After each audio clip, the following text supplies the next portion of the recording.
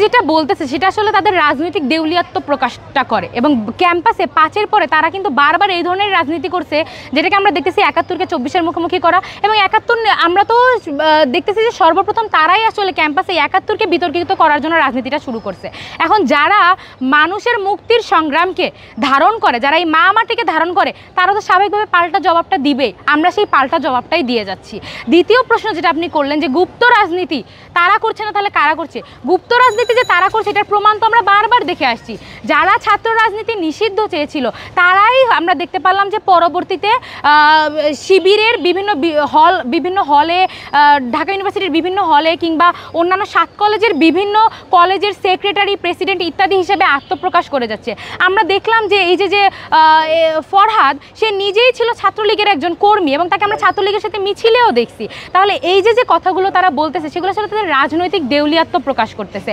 এবং তাদের, আপনারা যদি অনলাইন পেরিফেরিতে যান, আপনারা যদি ঢাকা বিশ্ববিদ্যালয়ের শিক্ষার্থী সংসদ নামে একটা সংসদ দেখেন, যেটাকে এই ইউনিভার্সিটির স্টুডেন্টরা বট সংসদ নামে চালায়, তাহলে আমরা দেখবো যে সেখানে শিবিরের একজন কর্মীর 3টা বট আইডি। সেটা আমরা হাতে নাতে ধরতে পেরেছি হচ্ছে 5ই আগস্টের তারিখে, যেখানে একজন কর্মী নারীদেরকে হেনস্থা করছিল, নারীদের ভিডিও ধারণ করছিল। তাকে প্রক্টর অফিসে যখন নিয়ে যাওয়া হয় সে তার নাম বলছে 6টা, এবং তার ফোনে পাওয়া গেছে তার 3টা ফেসবুক বট আইডি। তাহলে এই কাজগুলো কারা করতেছে? যারা এই যে বিভিন্ন রাজনীতি নিষিদ্ধ মিছিল নিয়ে বের হয় দাবি দাওয়াতে, তাদেরকে তো পরবর্তীতে দেখা যায় শিবিরের মিছিলে।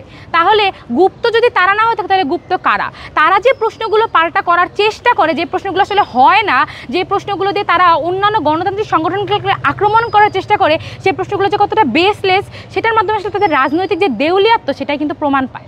তারা যে ওপেনলি প্রোগ্রামগুলো করছে, সেক্ষেত্রে ওপেনলি প্রোগ্রাম, এখন আমি আমার একটা প্রকাশ্য শাখা রেখে দিলাম আর আমি একটা গুপ্ত শাখা রেখে দিলাম, এবং প্রকাশ্য শাখাকে ব্যাকআপ দেয় হচ্ছে গুপ্ত শাখা।